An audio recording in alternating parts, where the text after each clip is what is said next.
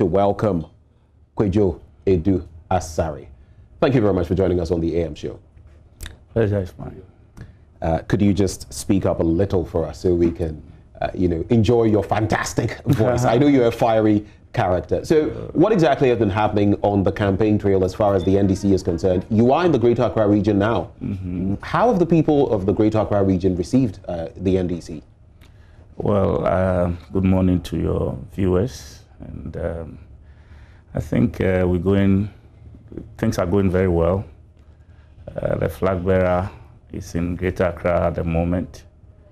And we started from the eastern part of the country, or the Greater Accra region, that is precisely from the Adu side. So I think we'll be coming towards the western part or the central part of Accra from that side.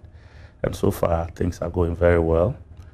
I believe that the works of the former president, for that matter, the flag bearer, in the past, let's say before the 2016 elections, whatever works he did is being brought to bear in this campaign. People didn't know much, I can say, in the last 4 years, because the media, I would say, didn't give us as much publicity in terms of the development or developmental projects that the former president undertook. But you gave yourself enough publicity. You had the Green Book, for example. Oh, of course, we did that. It was everywhere in the media. You see, so today you can tell that the media is even, whilst we are even in opposition, we in opposition are more popular because the media is interested more in our projects than the current government, because at the time, they did not give us what, if they had done that in the last, before the 2016 elections, the emphasis wouldn't be on us at the moment. Because today, everybody wants to, everybody is interested in what the NDC did. Because there is nothing, or I won't say nothing, there's not a lot to show after so much, noise being made about sloganeering, one district, one factory, one village, one dam, was there 1 million per constituency. 1 million per constituency per year. Yeah. Usually you guys forget about the per year bit of it. And also the other one is what? Planting for food and jobs. You talk about slogans, slogans, slogans. Now that people are calling for the real projects, people want to see the effect of that 140 billion Ghana cedis that has been borrowed vis-a-vis other accruals from the oil sector, and also revenues that have been collected in the past 4 years. People are asking for the very things that have been done with those figures. And there's not so much to show. Now the emphasis is coming on us as a former government. That is how come the former president, or let me say the flag bearer, is receiving accolades from most of the areas we have been. I mean, sometimes you have to be there to really appreciate the things people are saying. And some of us who have been on the campaign trail with him, especially in the 2016 elections, the very things we heard then, we are hearing them today.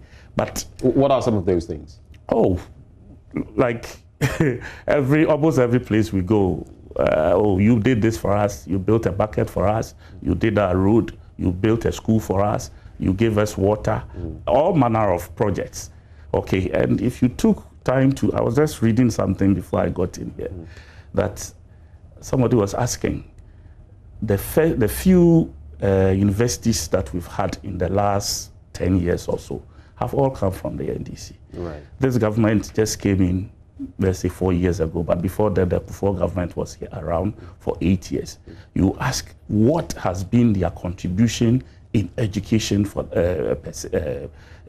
instance? And apart from the fact that... Mr. Adu-Asare, let me just... Apart from the fact that they brought in this free SHS project. You see nothing else that they've done in respect of education? Oh, it's not that significant compared to what the NDC has done. So now people are putting the two parties on the scale. So I've heard your party, the NDC, talk about, you know, health facilities, educational facilities, and all of that. The question, though, is, are these, you know, the only developmental angles that we can look at? Yes, they form part of, you know, the conglomerate, if you like, of development. But there's more to it. Think about a healthy economy, for instance, and that is one of the things that this administration is touting. Are you looking at that angle as well? Are you telling me that the health of this current economy is better than what it has been or what it was per the figures, in 2016? The figures that have been put out there, they actually point in some way. When you look at, you know, the growth of our GDP, please, when you look at, I don't know which GDP. I don't know which GDP you are looking at, because it is the same finance minister when he brought he came to Parliament with the mid-year review. We all heard the indices that he presented to Parliament. Right. The fact that GDP growth for this year is targeted at 0 point. But you know why that is? It's been indicated that it's on the back of COVID. You see, that is where we are. So you can, whether it is COVID or whatever, we have had other shocks.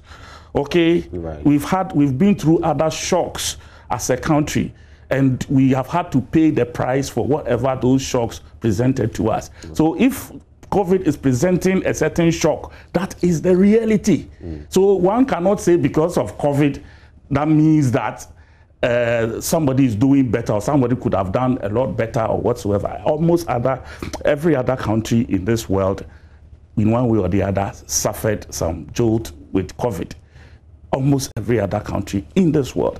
But some countries are doing better. I'm sure if we all Google, you know, the growth of countries across Africa, there are countries that will be even experiencing better growth patterns than what we are seeing. I'll tell you this for a fact, though. Yikai, for example, the Chinese entity, came out recently with some research pointing to the fact that when you look at countries that are doing well on the back of COVID-19 and handling their economies, Ghana is one of the top 4 countries. How do you react to that? It means that even while we're battling COVID... In what sense? Even while we're... So in handling, on one level, in handling, you know, controlling COVID-19, and on the second level, in controlling the impact of COVID-19 on the economy and how the economy is progressing. In fact, Kojo Ponkroma, the information minister, has been saying that we're even ahead of projections when it comes to recovery from COVID-19. You see, I'm not an economist, and I wouldn't try I wouldn't pretend to be one. Right. But we are looking at simple economic, what do you call it, that we all experience as families and businesses and so on. If you have your banking sector collapsing, 13 banks or so, and you have over 347 microfinance companies collapsing. Do you think it's a way for anybody to say that your economy is getting better? We were told that was on the back of a very needed purge to cleanse the system. That is what somebody believes. Some of us don't believe in that, because I think that if you want to, there are two sides to the way you can manage some of these issues. You either have the mind of raising, helping to raise the company, or if you want to crash it, you decide to crash it. They chose to crash it. Some of us would have thought that because there was most of them were indigenous banks, we could have given them a certain oxygen to get them to operate better, probably change the leadership of those banks and inject some sanity and regulations that will help them to be on their feet, rather than to crash them and collapse them. Moreover, they told all of us, and I'm surprised that most of you media houses are not prying into some of the lies they told Ghanaians. They said when they needed 9 billion to revive, or whatever the word they use, I've forgotten, sanitize the banking sector, 9 billion. Later, they came to us that they've spent close to 22 billion. And nobody is asking what... Around 21 billion. 21 billion. So nobody is asking what 12 billion has been used for. Nobody is interested in that. And I'm surprised that accountability has become something that we've thrown to the dogs. That somebody says, I can use 9 billion to do something. The person ends up using 2 times plus. And we are just watching because the money... We shall delve into more economic matters, especially as to the budget statement is going to be presented. But I just wanted to quickly run this by you. Is it mere coincidence, or is there a strategy on the part of the NDC? Whenever you have, the president, the vice go somewhere, you'll see the NDC's vice and the president, the former president, immediately following suit. Is there a strategy to that? We're seeing it even now. Nana Addo wrapping up, from OT wrapping up in the Greater Accra region, and all of a sudden the NDC is also here. Strategy? Well, one can easily say so because it's better. You don't want to let the dust settle because once they go there and throw propaganda around, you have to go and settle the scores.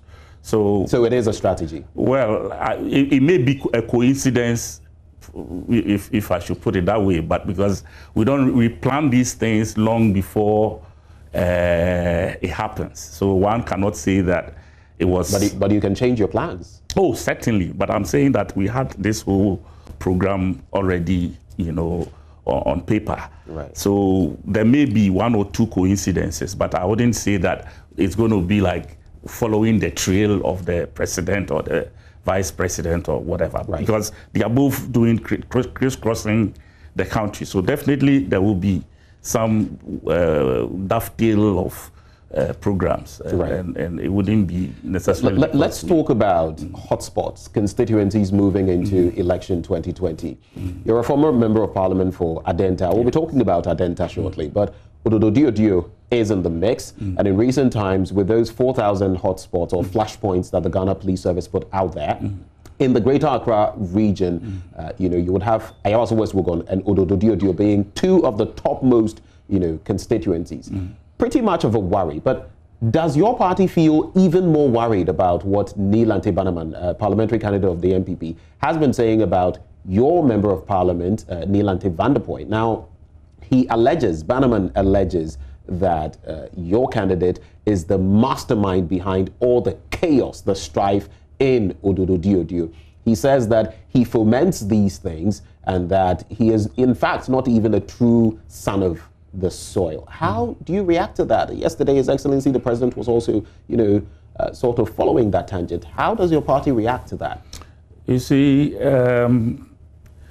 I think it's unfortunate that we have a government that is led by a president who himself is not an honest person. You're calling the president dishonest? He's not an honest person at all, because you see, an honest person would want to appreciate the real issues on the ground before they make comments.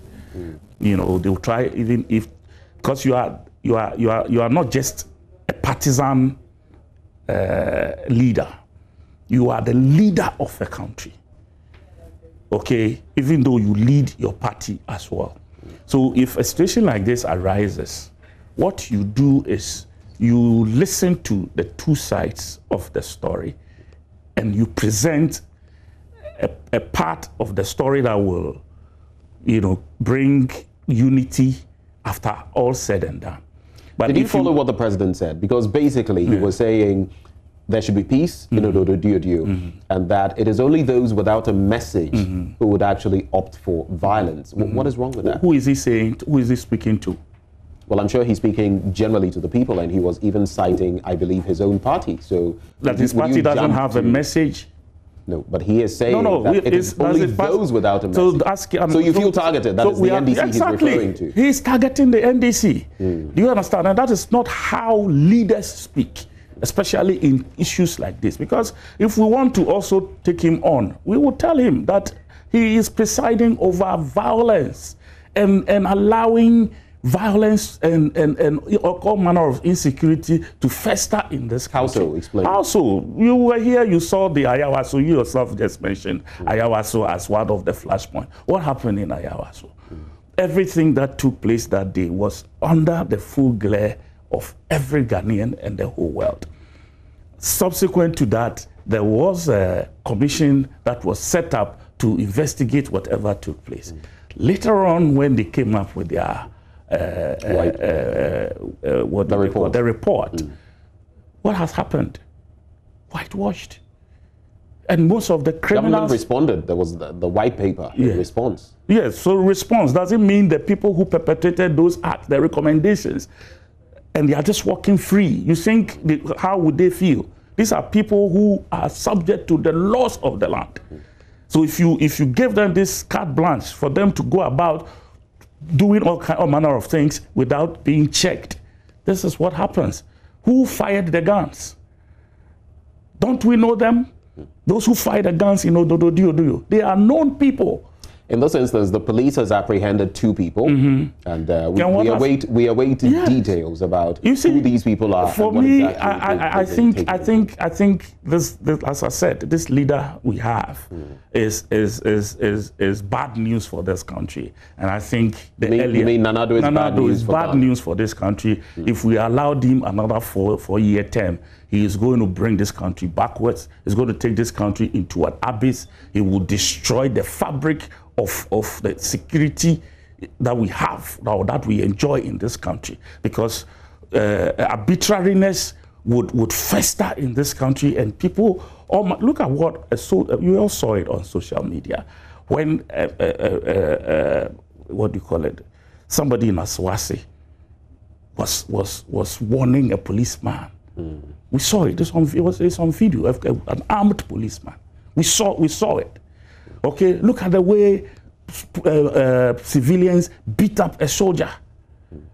Which incident are you referring to? They said they call that place what? Farce or something. When the soldiers went to, I don't know, I hear they went to ransack some village somewhere in Achim, something. Achim people said the land was dead and the guns were. I now recall the incident. The land is. A soldier in military uniform was beaten. Do you think things should get to this point as a country? No. Adu is bad news. Let's Ghanaians, please.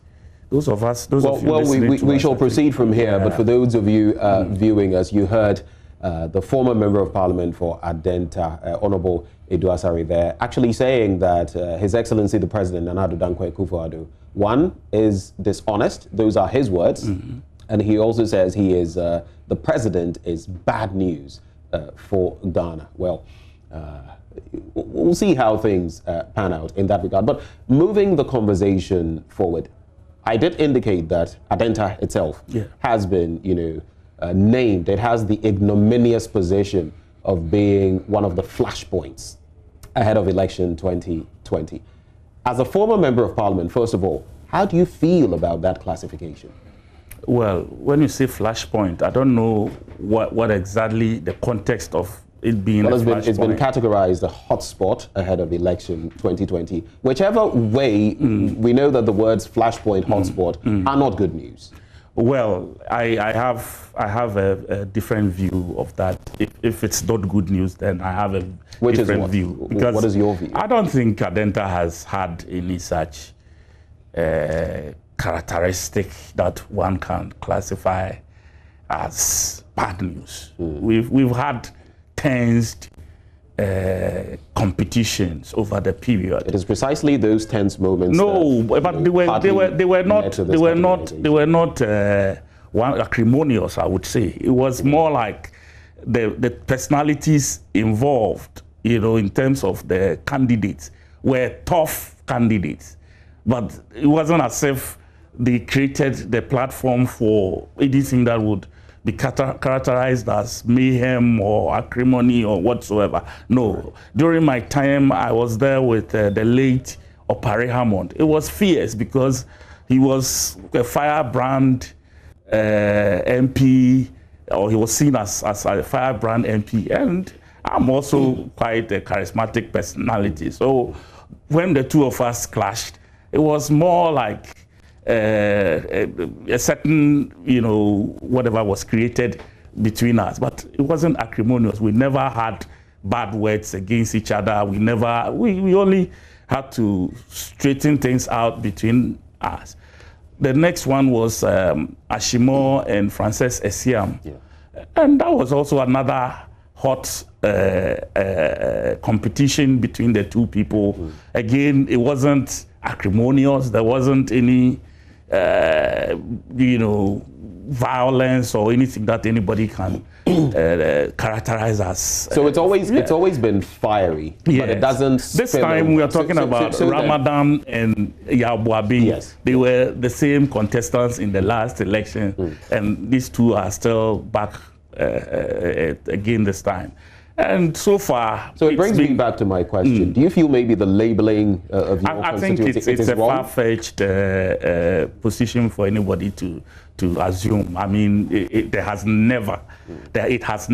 has never been a violent place. I mean, no, not at all. I've not seen, I mean, we are a peaceful environment. We have a peaceful environment. Adenta is blessed with, let me say, a cosmopolitan versus rural,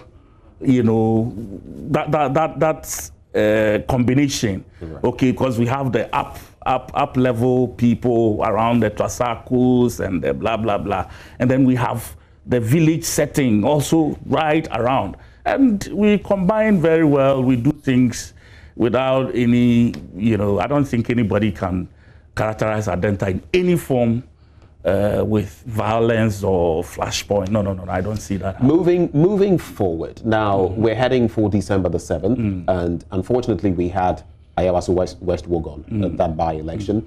We've seen what has happened in Odododiodio, and it is not a new thing, so to speak, because you go back to 2012, 2016 even, there was a woman who was stabbed at a community engagement around the Bukum boxing square, all in the name of politics. You go back to 2012, there were incidents. You go back to before then, there have always more or less been incidents. And Adenta itself may have had its own, minute shares of that.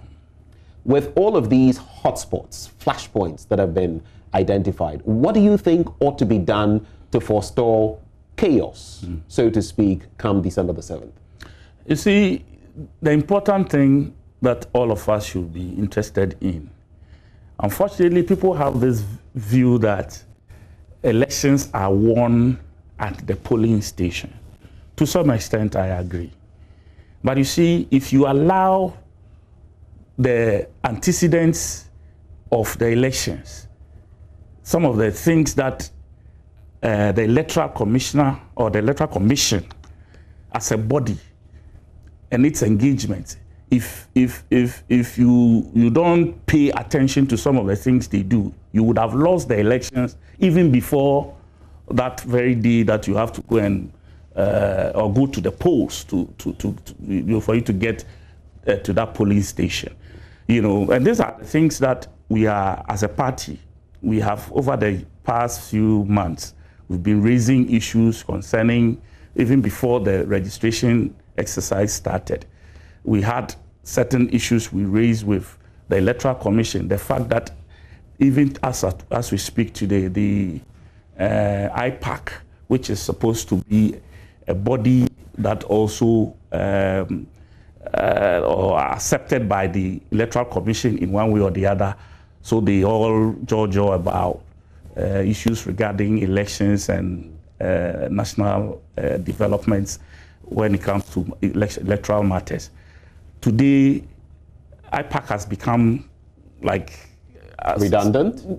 It doesn't operate anymore. But you would accept that the role of IPAC, basically, yes, it's not necessarily constitutional. Nobody it isn't. It's more ceremonial. Everybody knows that. So, but the Electoral Commission is not bound by what IPAC but says. over the years, we all know that with the formation of IPAC and the role it has played, it has kept tensions at a certain point, because most of the decisions that the Electoral Commission took went to the IPAC, and there were consensus they built consensus at that level before those decisions are taken. So nobody sees any arbitrariness against them.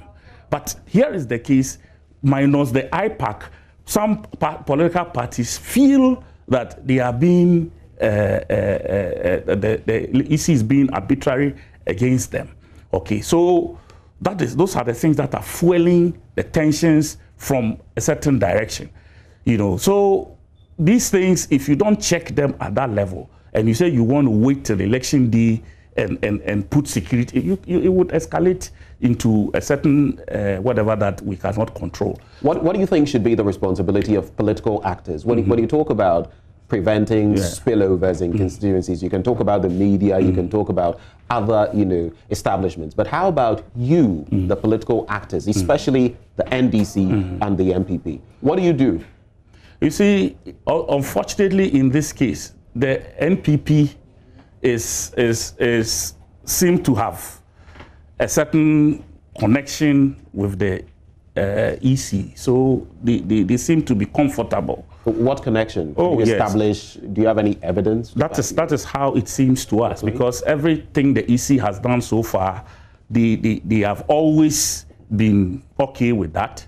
And but that is not new. That is not new. When the NDC was in power, you were overly supportive of what Charlotte Osei was doing. Overly? It is not new. When I say overly supportive, let me just leave it at supportive. But whatever the Electoral Commission, I mean, we can even talk about the logo issue and a number of things. It appears when a certain president nominates, elects, puts in office an electoral commissioner, that president and his party bend over backwards, if you like, to support that person that they nominated as against whoever is in opposition. I mean, that's been the rhetoric, the script that we followed in this country. So it is nothing new, is it? Which political party appointed Aferijan, and how did that political party benefit from somebody like Aferijan? That I don't think that argument has any legs to stand on, because whatever happened with Charlotte Osei is not what is happening today. Right. All right? Whatever happened with Charlotte Osei's period is not what is happening today. Dr. Bawumia said he had a certain number of people who had some 700 and something million people whose name had found 700 and something thousand or so, who had found their name, foreigners whose names were in the register, and he was going to prove to Ghanaians where those names can be found and all of that. Those were the issues. Tell me what else Charlotte Osei did that you NDC in one, or one can say that NDC was supporting Charlotte Osei. The point to be made is that whether we're talking BVRs or logos or whatever, it appears the NDC always sided with her. But let's hold on to that conversation. We're joined now by, I'll come back to you on that bit.